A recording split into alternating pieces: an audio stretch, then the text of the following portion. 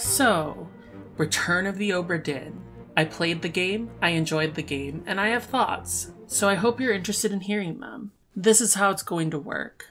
There are a ton of reviews of this game already out there, but even so, I decided to include a brief, kind of minimal spoiler review of the game, just in case this is somehow, against all algorithmic logic, the first video that you've encountered about it. I won't be doing a full plot summary of the game or describing the solution to every puzzle or anything like that. Don't worry, this isn't going to be anything useful, it's just a video essay. So what is Return of the Obra Dinn? This is a 2018 indie game mainly created by Lucas Pope, and according to its official website, it is Part 1, an insurance adventure with minimal color. And fair enough. It's not how I would describe the mishmash of different genre elements, but it does convey the essence of what the game is like. It's at least less hilariously wordy than what I would have called it, which is an indie murder mystery logic puzzle nautical horror period piece walking simulator. Truly a bountiful subgenre, containing such works in particular as this one.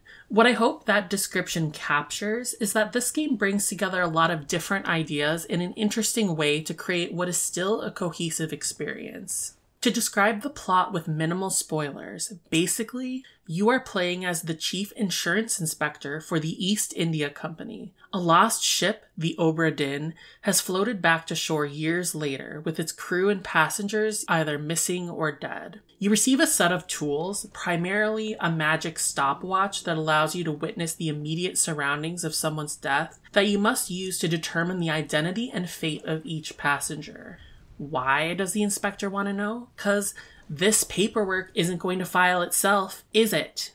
On its most fundamental level, the game is a giant logic puzzle that you solve by using a small archive of documents and exploring environments. It's a test of your prowess as an investigator to manage a lot of information and filter out what the useful clues are and put the pieces together. One of the things I really loved about the game is afterward, I started watching videos and reading about how other people solved the puzzles. It was fun to see how other people found things I'd never noticed that slowed my progress in some places, or struggled with puzzles that I had no issues with. I realized that for how much you can feel overwhelmed by the scale of the puzzle, all the information you need really is there. Actually, there's really more than enough, but it certainly doesn't feel that easy a lot of the time. It's so satisfying when you have those moments of sudden clarity and information snaps into place. Something I really appreciated is how thoughtful the game mechanics are. Throughout the game, I just felt like I was in good hands. For instance, if you're following a trail to a body you need to examine, the game will control the pace to make sure that you saw it. Or, in terms of solving the puzzles, the game goes to some effort to ensure that you don't need external information to solve it. I have to be honest, I don't really care about boats or have any specific knowledge about them, but the game provides you with the deck maps and a glossary for the terms that you come across if you need it. The game helps guide you toward understanding what you're supposed to do and how you're supposed to do it. I was never stuck because something went wrong mechanically. I was stuck because I was a flop and didn't notice clues right in front of my face. It even accepts some slightly different wording for some of the solutions, minimizing the frustration of being correct, but the game not recognizing it due to a semantic difference. I have mixed feelings about the visual style. So, the minimal color part is no joke. This game is entirely in these two colors. A very, very pale cyan that's almost white, and an olive brown shade. You can change to different color combinations in the settings, but I stayed with the default because it's what all the official game materials use. I do like the style because it's distinctive and frankly iconic, but I have to say, I really felt eye strain from staring at just these colors for several hours. It's a short game. I think it took me 7 hours. You could probably play it faster if you sucked less than I did. So it encourages you to solve the game in a few sittings. But yeah, something about the visuals combined with the first-person perspective gave me an actual headache. I really should have just taken more breaks, but, I was just obsessed with solving it and was afraid I would forget a bunch of the key information I was working on if I let the game sit for a few days. So yeah, I think that's about all I want to say before spoilers. It is a little annoying to watch reviews of this game before playing because every review is basically like bullying you into playing to avoid the devastating spoilers. But now that I'm on the other side of that, I get it. I mean, here's the tea. I think if you are intrigued enough by my description of the game to continue watching this video, you might as well experience it for yourself. But hey, I trust you to make that decision for yourself. You have the information you need, and it's up to you to decide how it fits together. Spoiler time. Part 2. Insure, Jan.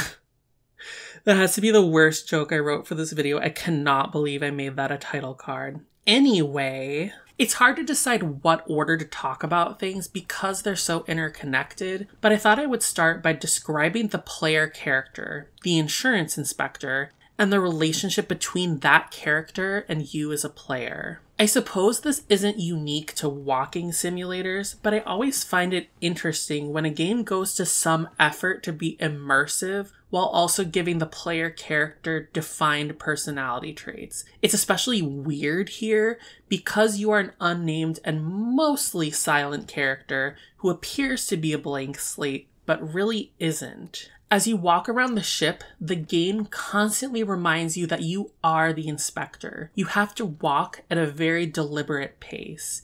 If you want to go through a door, you're going to commit a few seconds to reaching out, grasping the door handle, turning the handle, and then going through the door, which will immediately close behind you on its own, requiring you to restart the painstaking process to leave. Because of this, the only feature of the inspector that you see is their gloved hands as you carry out any task that requires direct contact with an object. And though I'm certainly not arguing that wearing gloves is a personality, I do think it gives some insight.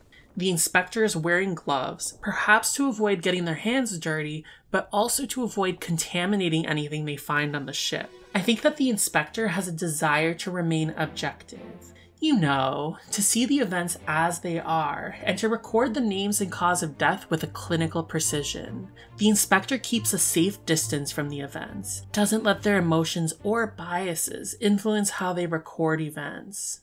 Right? But as the events unfolded, as a player, I got swept up in my emotions reacting to the unhinged things that were happening. And that's very much at odds with the dry, bureaucratic task that you are presented with. What I think is interesting, though, is that despite their efforts, the inspector also gets caught up in events, at least to some extent. They can't help but editorialize some of the deaths.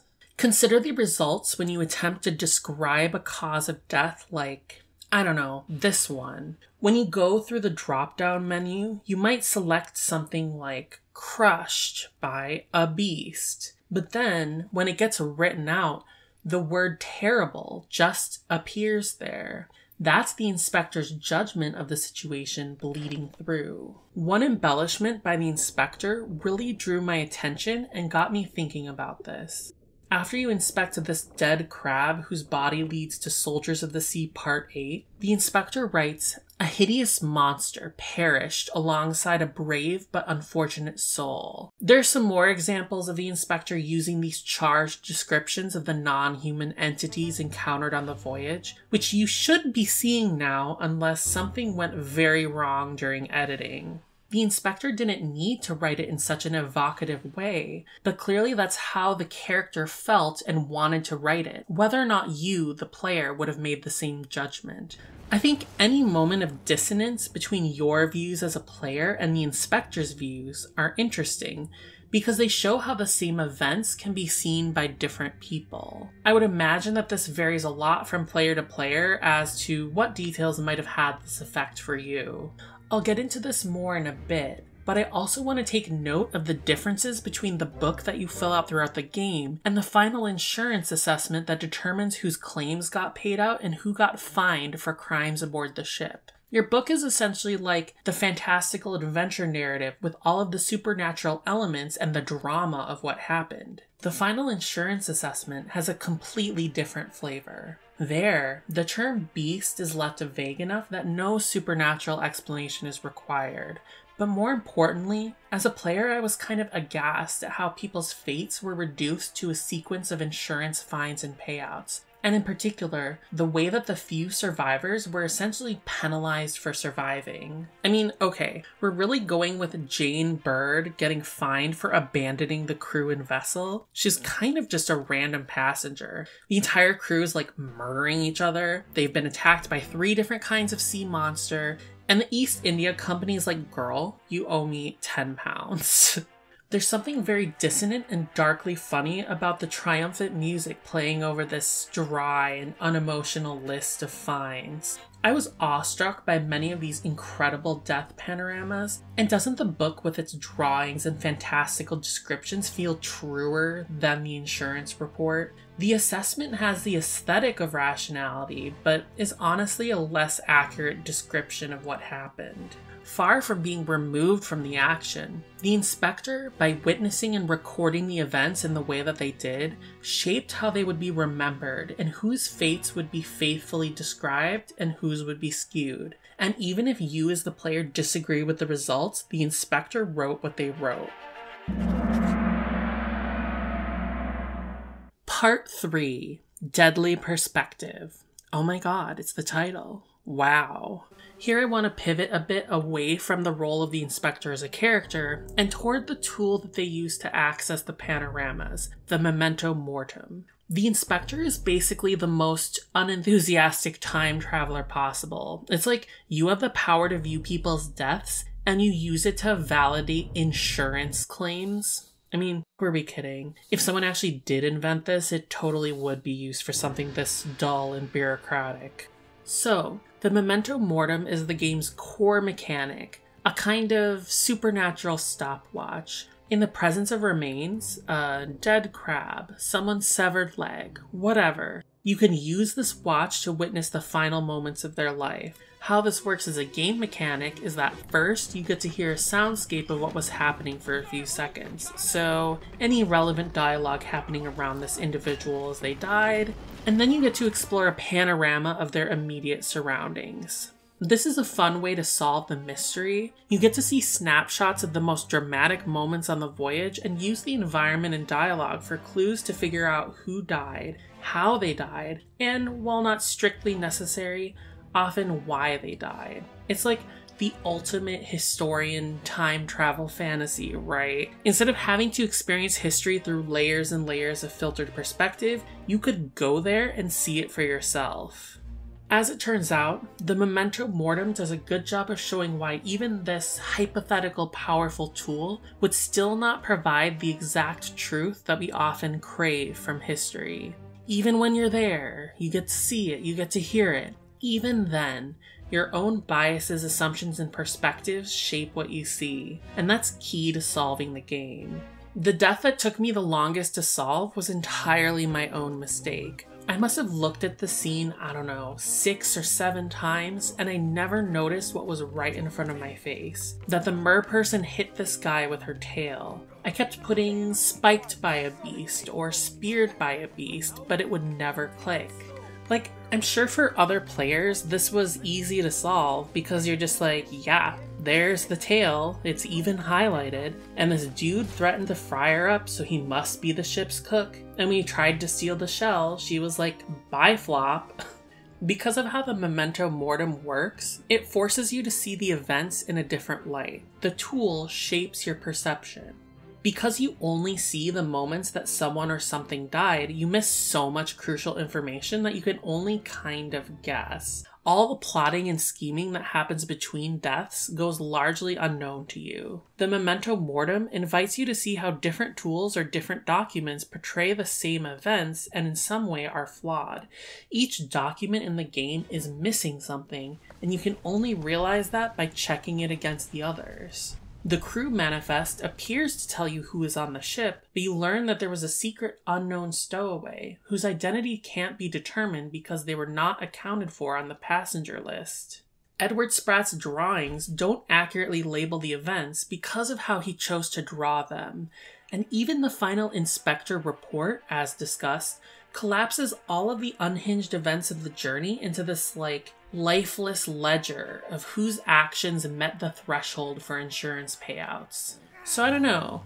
I think there's a kind of horror to the memento mortem when you realize that even with this hypothetical magical time travel device that lets you see and hear a moment for yourself, history is still warped by the lens and by the one looking through it. And the inspector, even with all these documents and all these tools at their disposal, cannot escape this fact. If anything, they rely upon their authority as a high-ranking official to cast final judgment of what the historical accounts of the Obra Dinn's voyage will say. Seems a bit late if you ask. I didn't. Part 4. Injustice at Sea. Why did I say it like that? To continue building on the points that I'm making, I want to focus now on the part of the game that really got me thinking about the game's portrayal of historical archives in the first place. This key event is the execution of Hoxing Lao. I'll approach this in the order that you're likely to discover this information as you're playing the game. First, one key resource that you use to solve deaths throughout the game is the set of drawings by Edward Spratt, the ship's artist. Before you know anything that has happened on the ship, you can look at these drawings and wonder what was going on. The relevant one here is the drawing titled Justice at Sea. In this drawing, we see an execution by firing squad, with the crew stoically displayed in a public gathering to witness the event. Immediately upon seeing this, it raises questions. Who got executed and why? That mystery faded for me a bit as I got distracted by the surreal events that took place on the ship. You end up so focused on the faces that the context of the drawing as an execution scene essentially becomes background noise. But then, suddenly, you are dropped into the scene of the execution itself. After all, that's one of the moments of death, making it accessible to the memento mortem. This was a really cool moment because I was like, wait, oh my god, I'm in the drawing. In this panorama, Murder Part 2, we learn that Hoxing Lao has apparently confessed to the murder of Nunzio Pasqua. The captain declares, "As captain of this ship, and by the authority of the East India Company, and thus the Crown of England, I sentence you to death by firing line." An intriguing detail is that during the execution panorama, Bunlan Lim tries to explain to the captain that Hoxing Lao is innocent of the crime. But because of the language barrier and her relative lack of authority on the ship compared to the captain and crew, her protests go ignored as the execution proceeds. In this scene, you have an opportunity to realize something really important. The drawing you've been using as a key tool in solving deaths is not entirely accurate.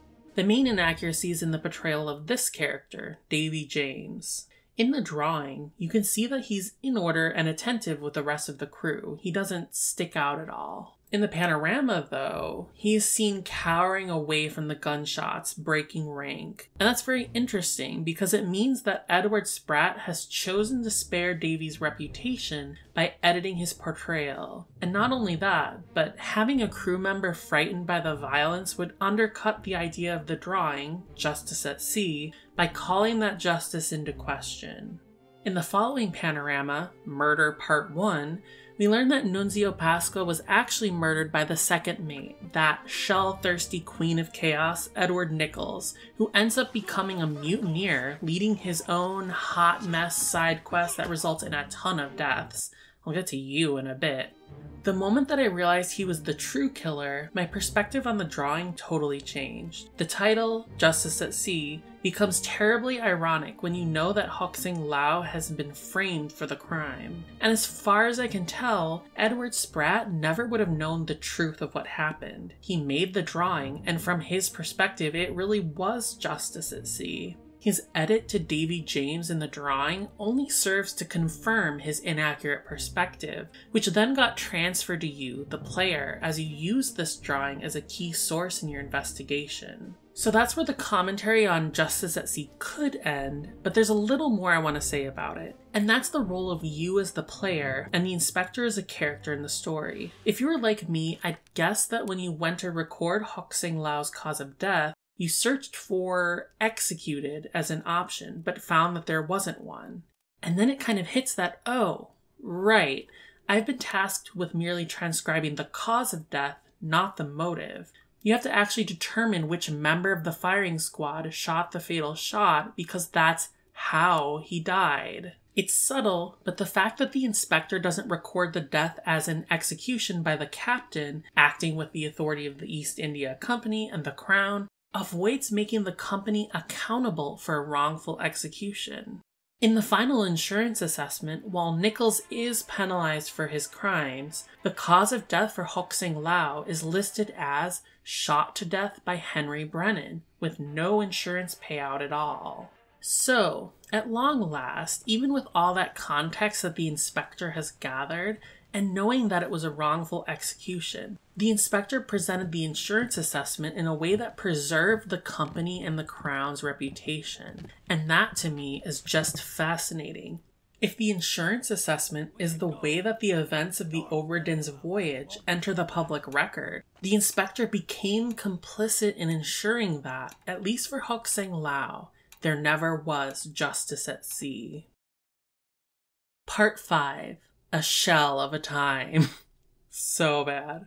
Is this even worse than Insure, Jan? Can you tell that I'm trying not to spoil the game with the section titles in case some nosy trader mouses over the segments before I get to them?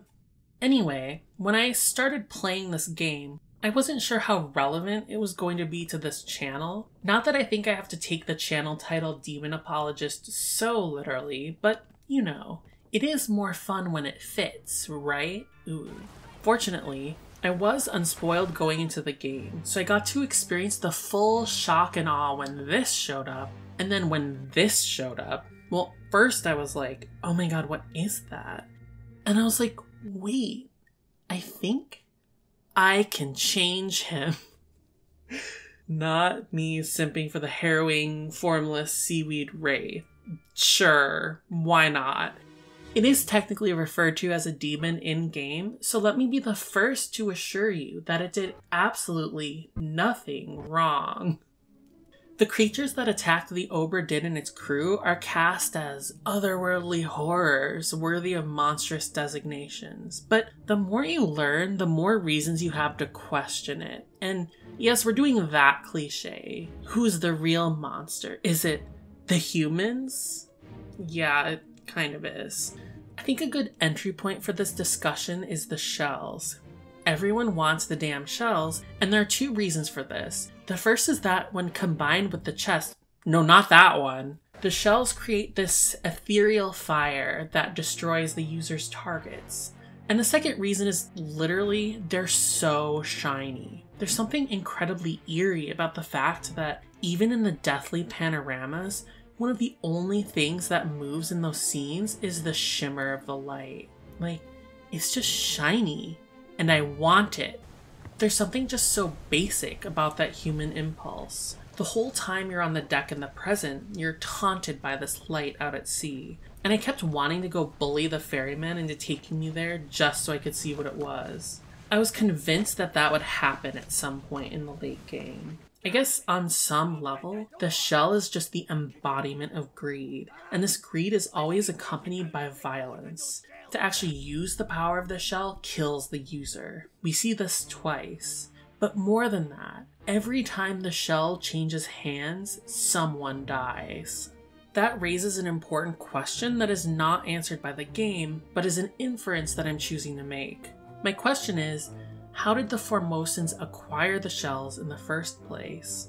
We can see that the shells are from the merfolk, and that they always change hands in violent ways. So I think it's fair to infer that some sailors or hunters or whatever attacked the merfolk for their shiny shells. There was some initial point of violence between humans and merfolk. Ultimately, the Formosan royalty acquired the shell, and clearly they knew of its power and bloody history. The shell starts with the merfolk, who have literally been dehumanized and demonized to the extent that the game encourages you to think of them as terrible beasts. And then again, Edward Nichols steals it from the Formosans, basically taking advantage of a language and cultural gap. His authority and sway on the ship allow him to get away with it, until he gets murdered by the last surviving Formosan.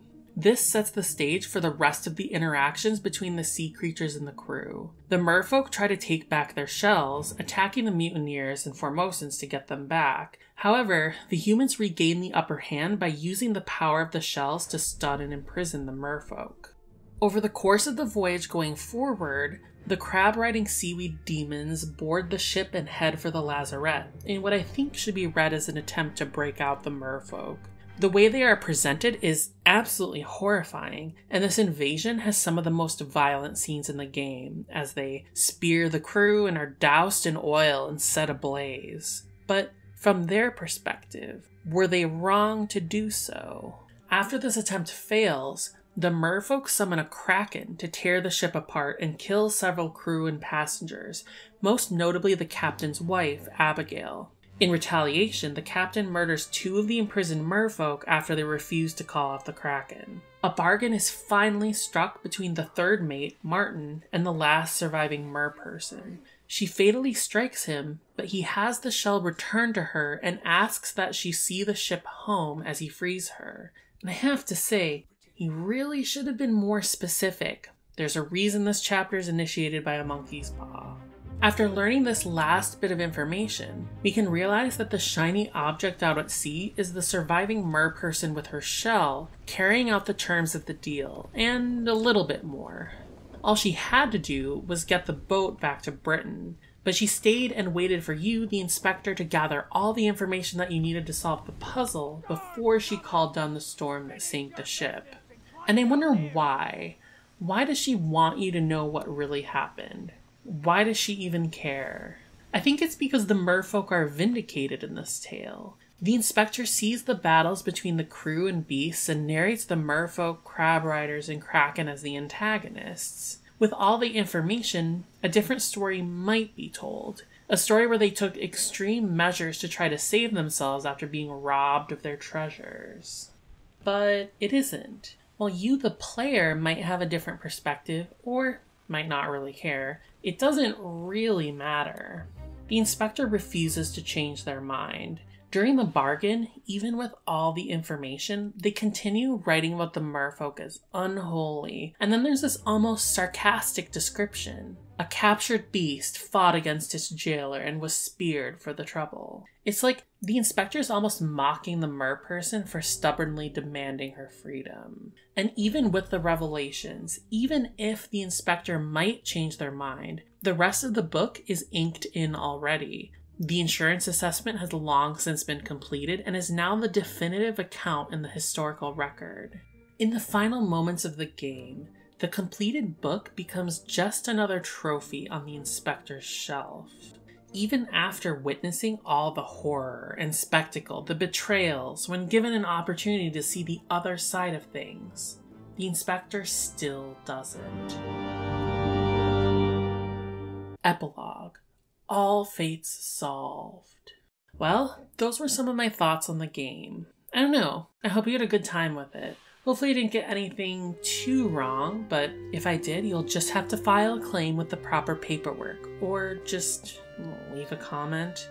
Whatever works for you.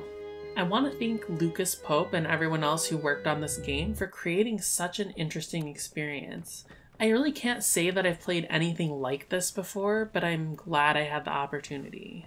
As for what's next, you didn't hear it from me, but I am still sort of pretending that this channel exists, and I've been uploading at a rate of like 1 content per 10 months, so look forward to that, I guess.